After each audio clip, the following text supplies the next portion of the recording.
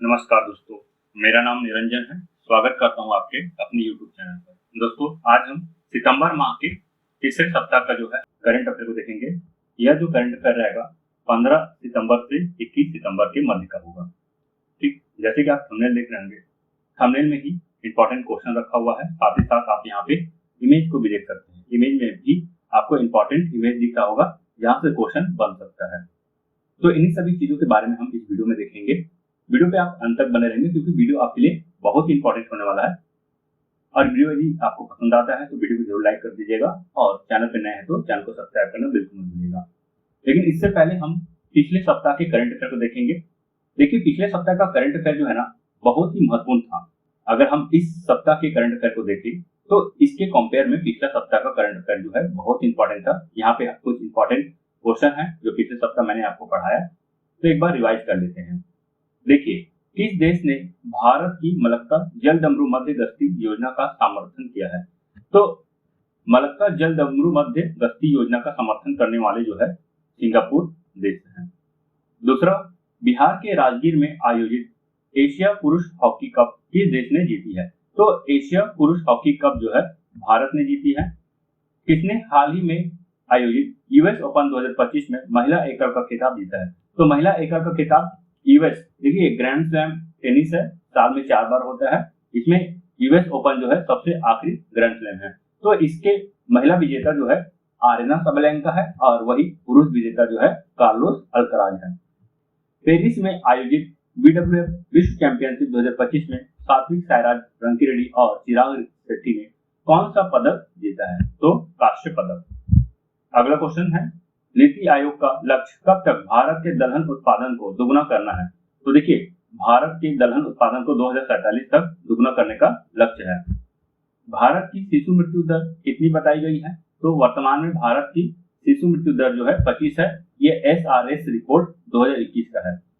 उल्लास कार्यक्रम के तहत भारत का चौथा पूर्ण साक्षर राज्य कौन बना है? तो हिमाचल प्रदेश है।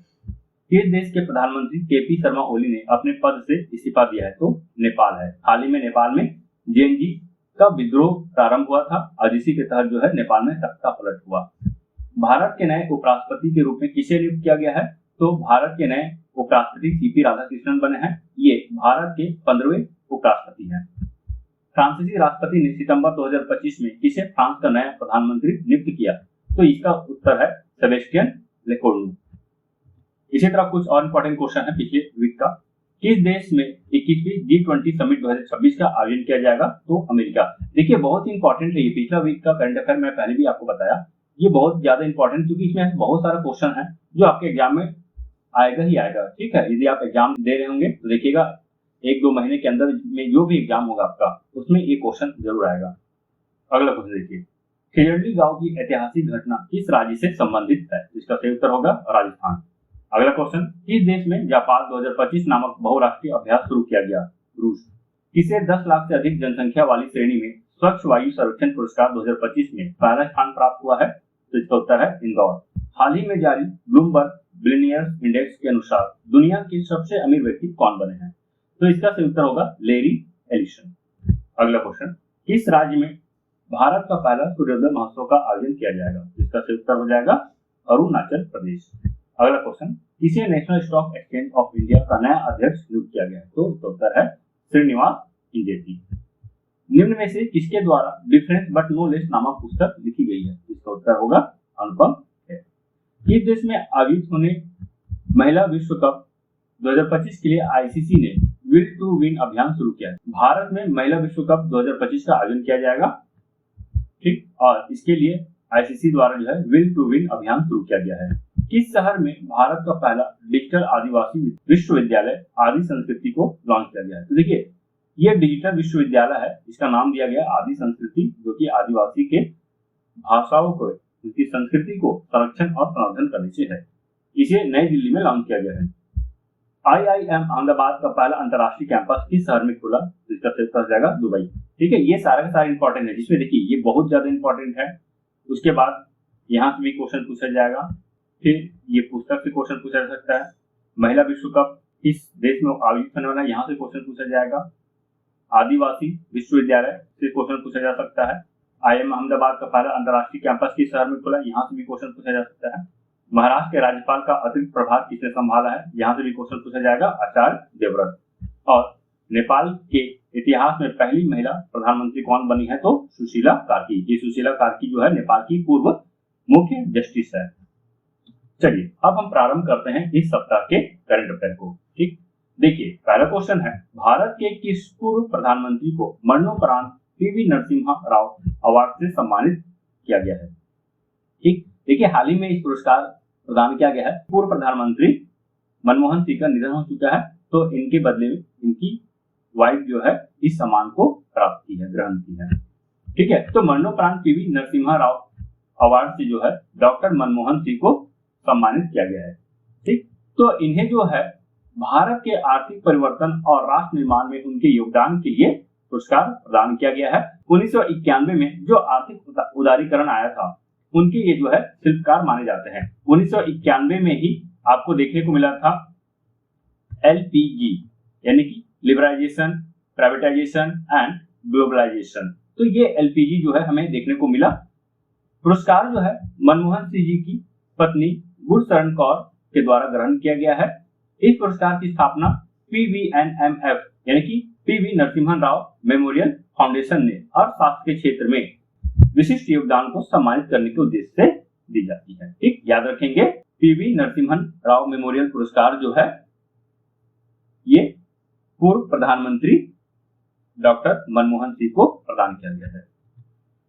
अगला क्वेश्चन देखिए जितना भी क्वेश्चन यहाँ पे मैं लाता हूँ, ज्यादा क्वेश्चन मैं नहीं लाता, कुल एक वीक में इंपॉर्टेंट में करीब 25 से 30 क्वेश्चन लेकर आता हूँ। ये 25 से 30 क्वेश्चन बहुत ही ज्यादा इंपॉर्टेंट होता है, और यदि क्वेश्चन ज्यादा नहीं मिलता है तो मैं 20 क्वेश्चन 22 क्वेश्चन तक भी लेकर आता हूँ। तो क्वेश्चन उतने ही रखता हूँ जो एग्जाम में आने लायक होता है। अननेसेसरी क्वेश्चन जो रहता है उसे मैं हटाने की पूरा कोशिश करता हूँ। तो क्वेश्चन जितना भी रहता है ना, सारा का सारा इंपॉर्टेंट रहता है, आप इसे जरूर अच्छे से पढ़िए। देखिए महिला हॉकी एशिया कप 2025 में भारतीय महिला हॉकी टीम ने कौन सा पदक जीता है। तो देखिए हाल ही में महिला हॉकी एशिया कप का आयोजन किया गया। इनमें जो है भारत को कांस्य पदक प्राप्त हुआ है। वही स्वर्ण पदक की बात करते हैं तो स्वर्ण पदक जो है चीन को प्राप्त हुआ है, यानी कि चीन जो है फाइनल मैच में भारत को हराया है। देखिए कितने से हराया है, तो 1-4 से हराया है। ठीक, तो मतलब भारत जो है 1 गोल और चीन के पास जो है 4 स्कोर है। तो यह जो खेल है ये इसका जो है 12वां संस्करण था, जो कि चीन के हांजो में आयोजित हुआ है। इस जीत के साथ चीन ने बेल्जियम और नीदरलैंड में आयोजित होने वाले हॉकी विश्व कप 2026 के लिए क्वालिफाई कर लिया है। ठीक, तो जो महिला हॉकी एशिया कप जो है कहाँ आयोजित किया गया था, तो चीन में कौन सा संस्करण है, 12वां संस्करण है। और इस जीत के साथ चीन जो है हॉकी विश्व कप 2026 के लिए क्वालिफाई कर लिया है, जबकि भारत को जो है ट्रायल मैच से अब गुजरना पड़ेगा। चीन का यह जो है तीसरा खिताब है। इससे पहले 1989 में और 2009 में भी इस खिताब को अपने नाम किया है। यदि हम एशियाई हॉकी महासंघ की बात करें तो इसकी स्थापना जो है 1958 में टोक्यो में हुआ था। इसका मुख्यालय कुआलालंपुर मलेशिया है। संस्थापक सदस्य देश जो है भारत, जापान, कोरिया गणराज्य, मलेशिया और पाकिस्तान है। चलिए अब हम यहाँ पे कुछ महत्वपूर्ण पुरस्कार को देख लेते हैं, जैसे कि पेन ट्रांसलेट पुरस्कार हाल ही में गीतांजलि श्री को मिला है। कलिंग रत्न पुरस्कार धर्मेंद्र प्रधान को मिला है, ये केंद्रीय मंत्री है। पेन पिंटर पुरस्कार लीला अबुलेला को मिला है। फ्रेड डॉरिंगटन सैंड मास्टर पुरस्कार सुदर्शन पटनायक को मिला है। एकमात्र भारतीय जिसे यह पुरस्कार प्रदान किया गया है। सरस्वती सम्मान 2025 से भद्रेश दास को सम्मानित किया गया है। 59वां ज्ञानपीठ अवार्ड से विनोद कुमार शुक्ल को प्रदान किया गया है। एबेल पुरस्कार 2025 जापानी गणितज्ञ मासाकी काशिवारा को प्रदान किया गया है। संगीत कला निधि पुरस्कार 2025 से RK रामकुमार को प्रदान किया गया है। लता दीनानाथ मंगेशकर पुरस्कार कुमार मंगलम बिरला को प्रदान किया गया है। 2025 का विश्व खाद्य पुरस्कार मारियांगेला हंगरिया को प्रदान किया गया है। और दोस्तों कल यानी कि शनिवार को शाम तक जो है दादा साहब फाल्के पुरस्कार का भी घोषणा कर दिया गया है। दादा साहब फाल्के पुरस्कार ये भी क्वेश्चन में पूछा जाता है, बहुत ही इंपॉर्टेंट पुरस्कारों में से एक है। तो दादा साहब फाल्के पुरस्कार जो है ये मलयालम अभिनेता मोहनलाल को प्रदान किया गया है। याद रखेंगे बहुत ही इंपॉर्टेंट है। मोहनलाल जो कि मलयालम अभिनेता है मोहन लाल। तो मोहन लाल को दादा साहब फाल्के पुरस्कार से सम्मानित किया गया है। चलिए अगला क्वेश्चन देख लेते हैं। किस देश ने भ्रष्टाचार से लड़ने के लिए डिएला नामक दुनिया का पहला एआई जनित मंत्री नियुक्त किया है? तो देखिए इसका सही उत्तर हो जाएगा अल्बानिया। तो अल्बानिया सरकार ने डिएला नामक जो है एआई मंत्री नियुक्त किया है। इनका जो मुख्य कार्य रहेगा भ्रष्टाचार को रोकना होगा। देखिए अल्बानिया की सरकार ने एक एआई मंत्री, या एआई का मतलब होता है आर्टिफिशियल इंटेलिजेंस, यानी कि कृत्रिम बुद्धिमत्ता से युक्त मंत्री को अपने कैबिनेट में शामिल किया है। ठीक, इसका नाम जो है डिएला रखा गया है। यह कोई इंसान नहीं है बल्कि आर्टिफिशियल इंटेलिजेंस से बना वर्चुअल बॉट है। इनका काम सरकारी पब्लिक प्रोक्योरमेंट को संभालना है, भ्रष्टाचार और रिश्वतखोरी को कम करना है। यदि हम अल्बानिया की बात करते हैं तो देखिए इसका जो राजधानी है तिराने है, मुद्रा अल्बानियाई, लेख आधिकारिक भाषा अल्बानियाई, महाद्वीप जो है यूरोप में पड़ता है ये देश। यहाँ के प्रधानमंत्री एडी रामा है। देखिए आप मैप में देख सकते हैं ये अल्बानिया है जिसकी राजधानी जो है तिराना है। ठीक, देखिए यदि हम अल्बानिया के पड़ोसी देश की बात करते हैं तो इसके देखिए दक्षिण साइड जो है ग्रीस है, पूर्व साइड इटली है। ये प्रमुख देश जो है जो कि अल्बानिया के करीब है। अगला क्वेश्चन देखिए, किस राज्य में भारत का सबसे बड़ा हरित अमोनिया प्रोजेक्ट विकसित किया जाएगा? तो देखिए भारत का सबसे बड़ा हरित अमोनिया प्रोजेक्ट जो है ये ओडिशा में विकसित किया जाएगा। तो भारत में सबसे बड़ी हरित अमोनिया परियोजना ओडिशा राज्य में विकसित किया जाएगा, जहां ACME समूह और IHI कॉर्पोरेशन गोपालपुर में एक बड़ा संयंत्र स्थापित कर रहे हैं। प्रोजेक्ट के बारे में यदि हम कुछ बात कर ले तो ये जो है ओडिशा के गोपालपुर में स्थापित किया जा रहा है। इसके साझेदार जो समूह है ACME समूह और जापान की IHI कॉर्पोरेशन है। इसकी कुल क्षमता जो होगा उत्पादन क्षमता प्रति वर्ष 1.2 मिलियन टन होगा। ठीक, तो 1.2 मिलियन टन अमोनिया का उत्पादन प्रति वर्ष होने वाला है। निवेश की हम बात करते हैं इसमें कुल 5 बिलियन अमेरिकी डॉलर का निवेश होगा। लक्ष्य या भारत के पहले हरित हाइड्रोजन और अमोनिया क्षेत्र के विकास में एक महत्वपूर्ण मील का पत्थर साबित होने वाला है। अगला क्वेश्चन, किस शहर को हाल ही में रामसर वेटलैंड सिटी की मान्यता प्रदान की गई है? तो रामसर वेटलैंड सिटी की मान्यता जो है उदयपुर को प्रदान किया गया, हाल ही में प्रदान किया गया है। ठीक, तो उदयपुर को झीलों की नगरी भी कहा जाता है। इसे 9 सितंबर 2025 को रामसर वेटलैंड सिटी मान्यता प्रदान किया गया है। पर्यावरण, वन और जलवायु परिवर्तन मंत्रालय द्वारा आयोजित स्वच्छ वायु सर्वेक्षण पुरस्कार एवं वेटलैंड सिटी सम्मान समारोह 2025 के दौरान केंद्रीय मंत्री भूपेंद्र यादव ने यह प्रतिष्ठित प्रमाण पत्र उदयपुर प्रतिनिधियों को सौंपा है। तो इसके साथ ही उदयपुर विश्व के उन चुनिंदा शहरों में शामिल हो गया है जिन्होंने शहरी आर्द्र भूमियों के संरक्षण में अनुकरणीय कार्य किया। अगला क्वेश्चन बहुत इंपॉर्टेंट क्वेश्चन दोस्तों, किसने उज्बेकिस्तान में आयोजित ग्रैंड स्विस शतरंज टूर्नामेंट का खिताब महिला वर्ग में जीता है? तो देख सकते हैं आर वैशाली, यानी कि वैशाली राम बाबू। तो वैशाली राम बाबू जो है ना ये दूसरी बार है जो कि ग्रैंड स्विस शतरंज टूर्नामेंट को अपने नाम किया है। यदि हम ओपन विजेता की बात करते हैं तो अनिश गिरी है। यह जो खेल है समरकंद उज्बेकिस्तान में आयोजित हुआ। इसका तिथि है 4 से 15 सितंबर 2025 तक। मैंने आपको पहले बताया भारतीय ग्रैंड मास्टर वैशाली राम बाबू इस टूर्नामेंट को जीतने वाली लगातार दूसरी बार जीतने वाली महिला है। हाल ही में जारी ग्लोबल इनोवेशन इंडेक्स 2025 में भारत किस स्थान पर रहा है? तो देखिए हाल ही में जारी किया गया ग्लोबल इनोवेशन इंडेक्स में भारत जो है 38वें स्थान पर है। यह रिपोर्ट जो है विश्व बौद्धिक संपदा संगठन के द्वारा प्रतिवर्ष प्रकाशित किया जाता है। 2020 में भारत की रैंक जो है 48वीं थी, यानी कि 5 वर्ष में भारत जो है 10 स्थान के छलांग लगाया है। देखिए इसके साथ ही भारत निम्न मध्यम आय वाले देशों तथा मध्य एवं दक्षिण एशिया क्षेत्र में नंबर 1 पर है। भारत के स्थान 2015 में 81वें स्थान था और 2025 में 38वें स्थान पहुंच गया है। भारत ज्ञान एवं प्रौद्योगिकी में 22वें स्थान पर है और बाजार परिष्कार में जो है 38वें स्थान पर है। देखिए यदि हम शीर्ष देश की बात करते हैं तो प्रथम 5 जो शीर्ष देश है जिसमें स्विट्जरलैंड प्रथम स्थान पर, स्वीडन द्वितीय स्थान पर, संयुक्त राज्य अमेरिका तृतीय स्थान पर, कोरिया गणराज्य चतुर्थ स्थान पर और सिंगापुर जो है 5वें स्थान पर है। विश्व बौद्धिक संपदा संगठन की हम बात करते हैं तो इसकी स्थापना जो है 1967 में हुआ है। यह 26 अंतरराष्ट्रीय संधियों का प्रशासन करता है। इसका मुख्यालय जो है जिनेवा में है। इसके कुल सदस्य देश 193 है। भारत जो है 1975 में विपो में शामिल हुआ है। यदि हम विपो की फुल फॉर्म की बात करते हैं तो देखिए हिंदी में इसे विश्व बौद्धिक संपदा संगठन कहा जाता है, वही इंग्लिश में वर्ल्ड इंटेलेक्चुअल प्रॉपर्टी ऑर्गेनाइजेशन कहा जाता है। मतलब जो पेटेंट होता है ना, जो भी आविष्कार वगैरह होता है उसका पेटेंट कराने का कार्य जो है विपो के द्वारा किया जाता है अंतर्राष्ट्रीय स्तर पर, और उसे ही विपो के द्वारा जो है मान्यता प्रदान किया जाता है। चलिए अगला क्वेश्चन देखिए, इंपॉर्टेंट है। विश्व एथलेटिक्स चैंपियनशिप के ऊंची कूद के फाइनल में पहुंचने वाले पहले भारतीय कौन बने हैं? तो ऊंची कूद के फाइनल में पहुंचने वाले जो है सर्वेश कुशारे जी हैं। आप देख सकते हैं यहाँ पे, ये पहले भारतीय है जो कि पहली बार जो है विश्व एथलेटिक्स चैंपियनशिप में कदम रखे हैं, ठीक, और जो है फाइनल पे जगह बनाया है। तो ये जो विश्व एथलेटिक्स चैंपियनशिप जो है टोक्यो में आयोजित हो रहा है। आप बताएंगे टोक्यो जो है किस देश में पड़ता है या किस देश के प्रमुख शहर है? अगला क्वेश्चन देखिए, विश्व स्वास्थ्य संगठन WHO के अनुसार दुनिया में कितने लोग मानसिक स्वास्थ्य समस्याओं से ग्रस्त हैं, जिससे प्रत्येक 100 मौतों में एक मौत आत्महत्या के कारण से होती है? तो देखिए हाल ही में WHO के द्वारा जो रिपोर्ट जारी किया गया है इसमें यह कहा गया है कि प्रत्येक 100 मौतों में एक मौत जो होती है ना वो आत्महत्या के कारण होती है, और ऐसे जो है पूरे दुनिया में, पूरे विश्व में 1 अरब से अधिक लोग हैं।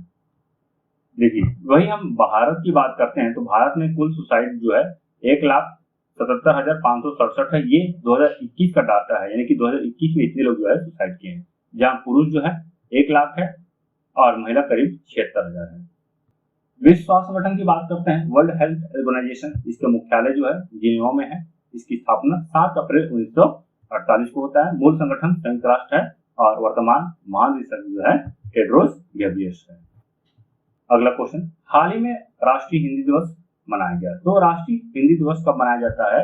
देखिए इसका जो सही उत्तर हो जाएगा 14 सितंबर। तो देखिए 14 सितंबर को जो है ना संविधान के द्वारा जो है या संविधान सभा के द्वारा जो है हिंदी को मातृभाषा के रूप में जो है शामिल किया गया है, और इसी के तहत जो है 14 सितंबर को प्रति वर्ष राष्ट्रीय हिंदी दिवस के तौर पे मनाया जाता है। ठीक, इसी साल जो है इसी दिन जो है 14 सितंबर 1949 को भारत संविधान सभा ने हिंदी को देश की आधिकारिक भाषा का दर्जा दिया। अगला क्वेश्चन देखिए, प्रधानमंत्री नरेंद्र मोदी ने पूर्वोत्तर भारत के किस राज्य के पहले रेल नेटवर्क का उद्घाटन किया है? तो देखिए इसका जो सही उत्तर हो जाएगा ऑप्शन नंबर ए, मिजोरम। आप देख सकते हैं मिजोरम में 5 स्टेशन का निर्माण किया गया। ये मिजोरम जो राज्य है ये पहली बार जो है रेल कनेक्टिविटी से जुड़ा है। अब मिजोरम जो है सीधे दिल्ली से भी जुड़ चुका है। प्रधानमंत्री नरेंद्र मोदी ने पूर्वोत्तर राज्यों मिजोरम, मणिपुर और असम का दौरा किया। हाल ही में कई विकास योजनाओं का भी शुभारंभ किया है। इसमें मिजोरम की राजधानी आइजोल को पहली बार भारतीय रेल नेटवर्क से जोड़ने की एक रेल लाइन भी शामिल किया गया है। ठीक, याद रखेंगे। इसमें जो है 51 किलोमीटर लंबी बैरावी सैरांग रेलवे परियोजना और 3 नई ट्रेनों का उद्घाटन भी किया गया है। मिजोरम में लगभग 8,000 करोड़ की लागत से बनी यह परियोजना ऐतिहासिक उपलब्धि है, क्योंकि इससे राज्य की राजधानी आइजोल को पहली बार भारतीय रेल नेटवर्क से जोड़ा जाएगा। मिजोरम की जब हम बात करते हैं, देखिए मिजोरम जो है ये पूर्वोत्तर राज्य में पड़ता है। 7 बहनिया राज्य में से एक है मिजोरम। आप देख सकते हैं इसका लोकेशन यहाँ पे है। इसकी राजधानी आइजोल है। राज्यपाल विजय कुमार सिंह, मुख्यमंत्री लालदुमोहा। गठन इसका जो हुआ था मिजोरम का 20 फरवरी 1987 को। इसकी जो उच्च न्यायालय जो है गुवाहाटी उच्च न्यायालय पड़ता है। अगला क्वेश्चन देखिए, किस राज्य में वैश्विक आउटरीच के साथ ऐतिहासिक 10वें आयुर्वेद दिवस का आयोजन किया जाएगा? तो देखिए 10वें आयुर्वेद दिवस ये जो है 23 सितंबर को आयोजित किया जाएगा। पहली बार जो है जो एक पूर्ण तिथि के रूप में मनाया जाएगा, यानी कि इससे पहले जो है धनतेरस के दिन जो है आयुर्वेद दिवस मनाया जाता था, लेकिन अब जो है 23 सितंबर को प्रतिवर्ष आयुर्वेद दिवस के तौर पे मनाया जाएगा। इस बार जो है 10वां आयुर्वेद दिवस मुख्य रूप से गोवा में मनाया जाएगा। अगला क्वेश्चन देखिए, किस राज्य के हॉर्नबिल महोत्सव को सर्वश्रेष्ठ सांस्कृतिक संगीत और नृत्य के लिए सिल्वर बनियान पुरस्कार प्रदान किया गया है? तो इसका जो सही उत्तर हो जाएगा option number B, Nagaland. Nagaland के हॉर्नबिल महोत्सव को द वी हेरिटेज अवार्ड ने सर्वश्रेष्ठ सांस्कृतिक संगीत और नृत्य के लिए सिल्वर बनियान पुरस्कार से सम्मानित किया है। हेरिटेज पुरस्कार देश की समृद्ध विरासत और संस्कृति के संरक्षण और संवर्धन के लिए प्रदान किए जाते हैं। चलिए अगला क्वेश्चन देखिए, पीएम मोदी ने बिहार में कोसी मेची अंतरराज्यीय नदी संपर्क परियोजना के पहले चरण आधारशिला रखी। इससे किन जिलों को लाभ होगा? तो देखिए इसका जो सही उत्तर हो जाएगा अररिया, पूर्णिया, किशनगंज और कटिहार। देखिए, कोसी मेची नदी संपर्क परियोजना भारत की महत्वाकांक्षी नदी जोड़ो योजना का हिस्सा है। यह योजना जल संसाधनों के प्रबंधन, बाढ़ नियंत्रण और सिंचाई को मजबूत करने के उद्देश्य से शुरू की गई है। इसके पहले चरण का शिलान्यास प्रधानमंत्री नरेंद्र मोदी ने 15 सितंबर 2025 को किया। यदि हम इस परियोजना के उद्देश्य की बात करते हैं तो कोसी नदी के अतिरिक्त जल को मेची नदी से जोड़कर बिहार के सूखाग्रस्त क्षेत्रों में सिंचाई बढ़ाना, बाढ़ प्रबंधन करना और कृषि उत्पादकता में सुधार लाना है। देखिए, जो कोसी नदी है ना, इसको बिहार का शोक कहा जाता है, यानी कि हर वर्ष लगभग हमें यह देखा जाता है कि ये बिहार में बाढ़ लेकर आता है और इस कारण जो है कोसी नदी को बिहार का शोक भी कहा जाता है। तो इसी नदी के जल को जो है मेची बेसिन में जो है सप्लाई किया जाएगा, जिससे बाढ़ को जो है नियंत्रित किया जाएगा और मेची नदी का जो अपवाह क्षेत्र है वहां पे सूखा से बचाया जा सकता है। ठीक है, देखिए अगला क्वेश्चन, किस देश में पैसिफिक रिज 2025 सैन्य अभ्यास शुरू किया गया? तो इसका सही उत्तर हो जाएगा option number C, Singapore. Pacific Reach 2025 अभ्यास सिंगापुर में शुरू किया गया, जिसमें भारतीय नौसेना के जहाज INS निस्तार और सबमरीन रेस्क्यू यूनिट ने भाग लिया है। पैसिफिक रिज अभ्यास 2025 आयोजक जो है सिंगापुर है। स्थान सिंगापुर की चांगी नौसैनिक अड्डा और दक्षिण चीन सागर। इसका उद्देश्य है पनडुब्बी बचाव प्रणालियों में अंतर संचालन क्षमता को बढ़ाना है। इसमें 40 से अधिक देश सक्रिय रूप से भागीदारी है। ठीक, मुख्य भागीदार की जब बात करें तो भारतीय नौसेना है। चलिए एक और इम्पोर्टेंट क्वेश्चन देखिए, स्पीड स्केटिंग विश्व चैंपियनशिप में स्वर्ण पदक जीतने वाले पहले भारतीय कौन बन गए हैं? तो देखिए इसका सही उत्तर हो जाएगा option number A, Anand Kumar. तो आनंद कुमार जो है ये चीन के स्पीड स्केटिंग विश्व चैंपियनशिप में भारत को पहला स्वर्ण पदक दिलाया है। 22 वर्षीय आनंद कुमार ने सीनियर पुरुष 1000 मीटर स्प्रिंट का खिताब जीता और स्पीड स्केटिंग में पहले भारतीय विश्व चैंपियन बने हैं। अगला क्वेश्चन देखिए, प्रधानमंत्री नरेंद्र मोदी ने बिहार के किस जिले में स्थापित 10 करोड़ की सेक्स शॉर्टेज सीमेंट सुविधा का उद्घाटन किया है? तो इसका सही उत्तर हो जाएगा ऑप्शन नंबर बी, पूर्णिया। देखिए, प्रधानमंत्री नरेंद्र मोदी ने बिहार के पूर्णिया में स्थापित 10 करोड़ की सेक्स शॉर्टेज सीमेंट सुविधा का उद्घाटन किया है। यह जो सेक्स शॉर्टेज सीमेंट है ये राष्ट्रीय गोकुल मिशन के तहत जो है स्थापित किया गया है। इसकी क्षमता हर साल 5 लाख खुराकें तैयार करना है। इसका मुख्य जो कार्य है नस्ल में सुधार करना है। यह देश की सरकारी क्षेत्र का सबसे बड़ा स्टेशन है और पूर्वी व उत्तर पूर्व भारत का पहला अत्याधुनिक सीमेंट केंद्र है। देखिए, राष्ट्रीय गोकुल मिशन जिसे 2014 में मछली पालन, पशुपालन और डेयरी मंत्रालय द्वारा लॉन्च किया गया था। इसका उद्देश्य स्वदेशी गौवंशी नस्लों का विकास तथा संरक्षण करना है। इसे पशुपालन और डेयरी विभाग द्वारा कार्यान्वित किया जाता है। अगला क्वेश्चन, किसे संयुक्त राष्ट्र महिला की कार्यकारी निदेशक नियुक्त किया गया है? तो इसका सही उत्तर हो जाएगा सीमा स्वामी बहाउस। देखिए, संयुक्त राष्ट्र महासचिव एंटोनियो गुटेरेस ने 11 सितंबर 2025 को सीमा स्वामी बहाउस को दूसरी बार यूएन वीमेन की कार्यकारी निदेशक नियुक्त किया है। उनकी पुनर्नियुक्ति ऐसे समय हुई है जब संगठन ने 2026-2029 की रणनीतिक योजना को लागू करने की तैयारी कर रहा है। तो ये दूसरी बार जो है जो सीमा स्वामी को जो है यूएस वुमेन की कार्यकारी निदेशक नियुक्त किया है। देखिए अगला क्वेश्चन, प्रधानमंत्री नरेंद्र मोदी ने किस राज्य में देश के पहले पीएम मित्र पार्क का शिलान्यास किया है? इसका सही उत्तर हो जाएगा ऑप्शन नंबर सी, मध्य प्रदेश। तो मध्य प्रदेश के धार जिला में पहला पीएम मित्र पार्क का शिलान्यास किया गया है। इसका मुख्य जो कार्य है वस्त्र उत्पादन को बढ़ावा देना। अगला क्वेश्चन देखिए, केंद्रीय गृह मंत्री अमित शाह ने किस शहर में भारत के सबसे बड़े खेल परिसर का उद्घाटन किया है? तो हाल ही में अहमदाबाद में भारत का सबसे बड़ा खेल परिसर का उद्घाटन किया गया है। इस खेल परिसर का उद्घाटन करने से भारत जो है वैश्विक मानचित्र पर अपना स्थान हासिल कर लेगा और अहमदाबाद जो है खेल के क्षेत्र में एक प्रमुख हब बनने के लिए रेडी हो जाएगा। केंद्रीय गृह मंत्री अमित शाह ने गुजरात के अहमदाबाद के नारायणपुरा में भारत का सबसे बड़े और सबसे आधुनिक वीर सावरकर खेल परिसर का उद्घाटन किया है। इसका जो नाम है वीर सावरकर खेल परिसर। वीर सावरकर स्पोर्ट्स कॉम्प्लेक्स भारत का सबसे बड़ा और विश्व का सबसे आधुनिक खेल परिसर है, जो फिट इंडिया जोन और आउटडोर स्पोर्ट्स जोन सहित खिलाड़ियों को ट्रेनिंग से लेकर पदक जीतने तक की सभी आधुनिक सुविधाएं प्रदान करता है। अहमदाबाद नरेंद्र मोदी क्रिकेट स्टेडियम और सरदार पटेल खेल परिसर के साथ देश की खेल राजधानी बनेगा। देखिए, भारत जो है 2036 तक 13 अंतर्राष्ट्रीय आयोजनों की मेजबानी करेगा और भारत का जो मुख्य लक्ष्य जो है 2036 में होने वाले ओलंपिक है उसका आयोजन जो है अहमदाबाद में करेगा भारत। राज्य में करे, देश में करे। अगला क्वेश्चन देखिए, वर्ष 2027 में शंघाई सहयोग संगठन एससीओ शिखर सम्मेलन की मेजबानी कौन सा देश करेगा? तो देखिए 2027 में एससीओ की जो मेजबानी है वो पाकिस्तान देश करेगा। वही 2026 की बात करें तो किर्गिस्तान के द्वारा किया जाएगा, और 2025 की बात करें तो हाल ही में चीन के द्वारा जो है इस सम्मेलन का मेजबानी किया गया है। तो दोस्तों यहीं तक था हमारा वीडियो आपको कैसा लगा कमेंट करके जरूर बताइएगा। वीडियो यदि आपको पसंद आता है तो वीडियो को जरूर लाइक कीजिएगा, और चैनल पर नए हैं तो चैनल को सब्सक्राइब करना बिल्कुल मत भूलिएगा। तो मिलते हैं एक नई वीडियो के साथ, तब तक के लिए बाय बाय, मस्त रहिए, मस्त पढ़िए, धन्यवाद।